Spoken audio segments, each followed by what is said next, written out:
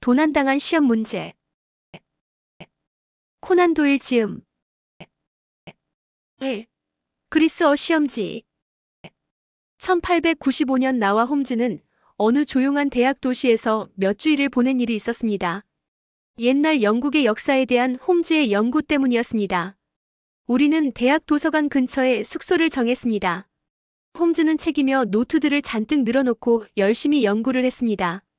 그러나 홈즈는 어지간히 범죄와 인연이 깊은지 거기까지 사건이 따라왔습니다.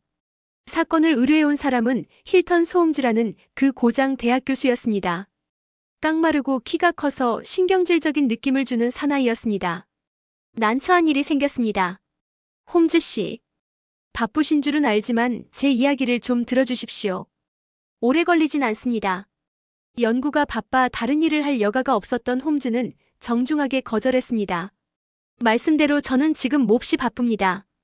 모처럼 오셨는데 안 됐지만 경찰에 의뢰해 보시는 게 어떻겠습니까? 그러나 소홈즈 교수는 울상을 지으며 고개를 저었습니다. 그렇게 되면 세상에 알려져서 안 됩니다. 가능하면 학교 안에서 해결하고 싶습니다.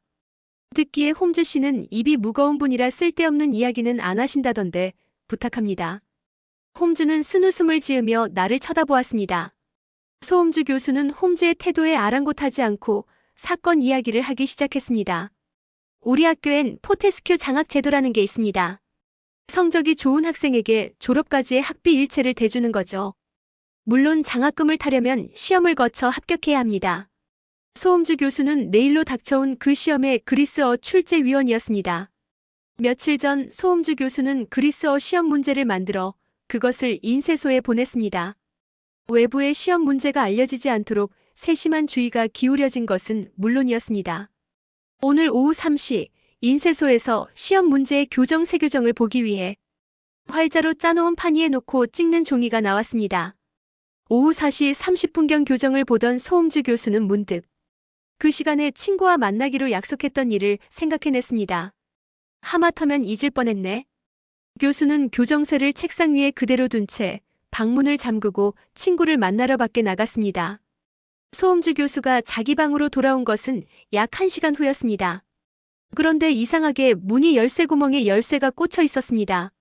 내가 문을 잠그고 열쇠를 그냥 꽂아둔 채 나갔었나? 소홈즈 교수는 고개를 갸우뚱거리면서 호주머니에 손을 넣어보았습니다. 열쇠는 호주머니 속에 있었습니다. 그 방 열쇠는 2개인데 소홈즈 교수와 사원 베니스터가 하나씩 가지고 있었습니다. 그렇다면 열쇠 구멍에 꽂혀 있는 열쇠는 베니스터의 것이 틀림없었습니다. 소홈즈 교수는 베니스터에게 가서 내 방에 열쇠가 꽂혀 있는데 자네가 잊고 그냥 둔 건가? 하고 물었습니다. 베니스터는 호주머니에 손을 넣어 찾아보더니 놀란 표정을 지었습니다. 아까 차를 들이려고 방에 들어갔는데 그때 잊어버리고 그냥 나온 모양이군요. 죄송합니다. 정말 죄송합니다. 베니스터는 미안하여 어쩔 줄을 몰라 했습니다. 그는 벌써 10년 가까이나 교수의 시중을 들어온 사람으로 정직하고 책임감이 강했습니다. 보통 때야 상관없지만 오늘은 방 안에 내일 있을 시험의 교정쇠가 놓여 있거든. 소홈즈 교수가 나무라듯 말했습니다. 괜찮을까요? 베니스터는 걱정스러운 얼굴로 교수의 뒤를 따라왔습니다. 소홈즈 교수는 문을 열고 방 안으로 들어갔습니다. 누군가 시험 문제의 교정쇠를 만진 것이 분명하였습니다. 네. 책상 위에 흙. 교정쇠는 3장으로 교수는 방에서 나갈 때 그것을 가지런히 간추려 놓았습니다. 그런데 한 장은 마룻바닥에, 한 장은 창문 가까이의 작은 탁자 위에, 또 한 장은 제자리에 놓여 있었습니다. 베니스터, 설마 자네가 이걸 만진 건 아닐 테지? 교수의 물음에 베니스터는 펄쩍 뛰었습니다. 그게 무슨 말씀이십니까? 저는 지금까지 단 한 번도 선생님 책상 위의 물건을 만진 일이 없습니다.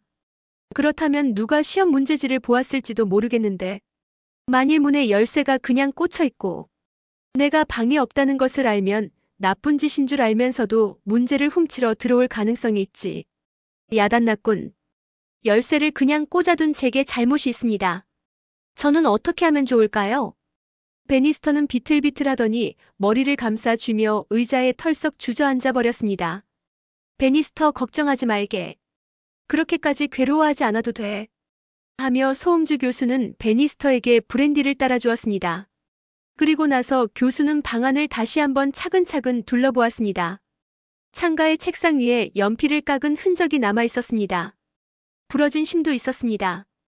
범인이 급히 시험 문제를 베끼다가 심이 부러져서 다시 연필을 깎았다는 추리가 성립됩니다.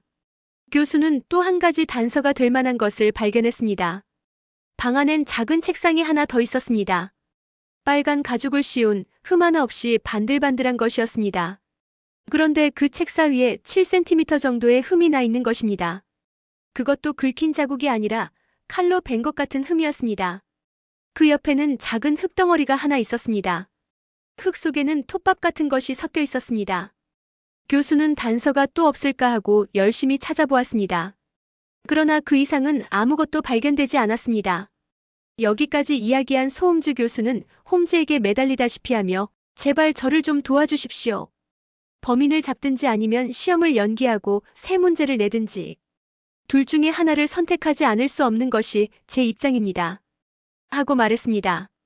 그렇다면 문제를 다시 내는 게 어떻겠습니까? 그럼 시험을 연기하고 문제를 다시 내는 이유를 학생들에게 설명해야 하는데 그렇게 되면 우리 학교의 명예가 깎이게 됩니다. 현재로서 가장 좋은 방법은 시험 전에 범인을 몰래 찾아내어 시험을 치르지 못하게 하는 겁니다. 어느 결에 홈즈는 이 사건에 흥미를 가지게 된 것 같았습니다. 알았습니다. 힘닿는 데까지 해보죠.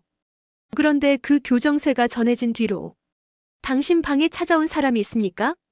저와 같은 기숙사에 있는 다우라트 라스라는 인도 학생이 찾아왔었습니다. 그 학생도 내일 시험을 치릅니까? 예. 그 교정쇠는 책상 위에 있었습니까?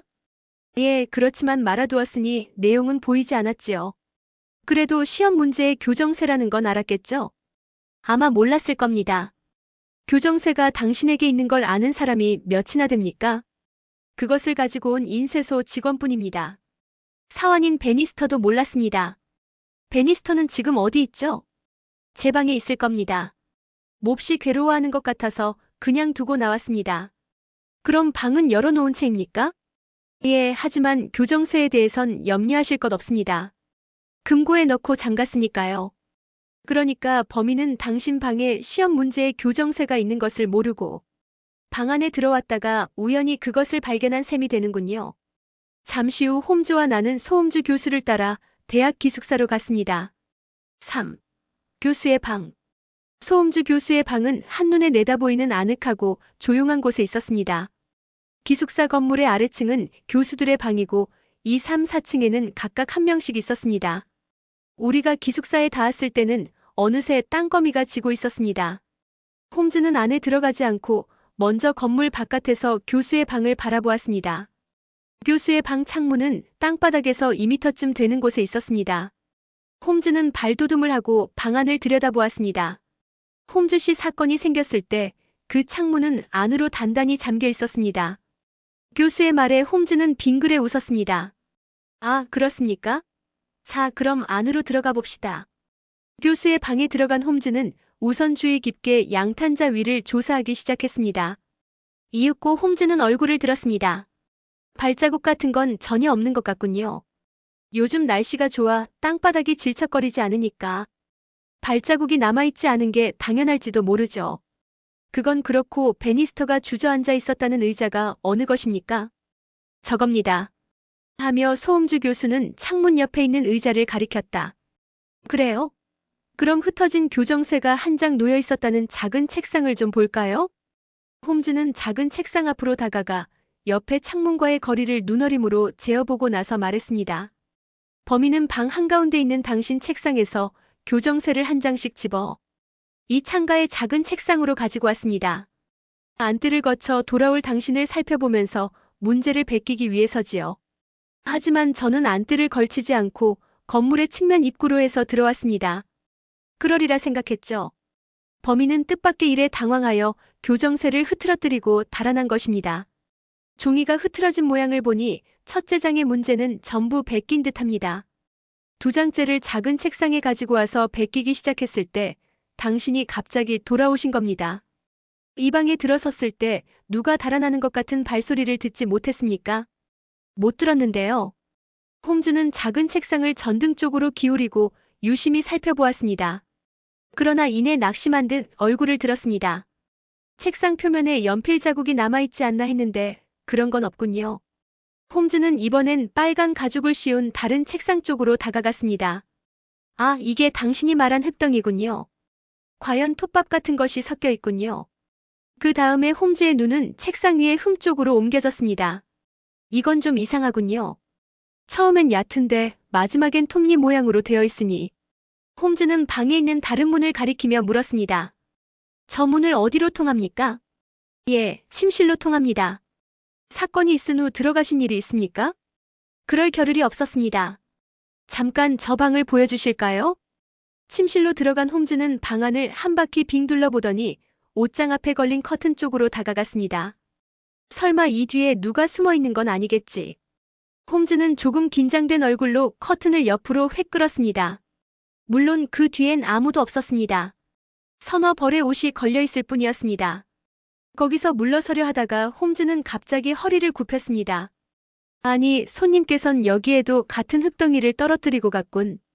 그런데 무엇 때문에 여기에 들어왔을까요? 소홈즈 교수는 이해할 수 없다는 듯이 고개를 갸우뚱거렸습니다. 이젠 사건 진상의 일부가 뚜렷해졌습니다. 범인은 당신이 방문에 손을 대기까지 당신이 돌아온 걸 알지 못했던 것입니다. 그래서 자기 소지품만 가지고 헐레벌떡 침실로 뛰어들어 이 커튼 뒤에 숨었던 것입니다. 그럼 나와 베니스터가 방 안에서 떠들고 있을 때 범인은 이 커튼 뒤에 숨어 있었다는 말입니까? 그렇지요.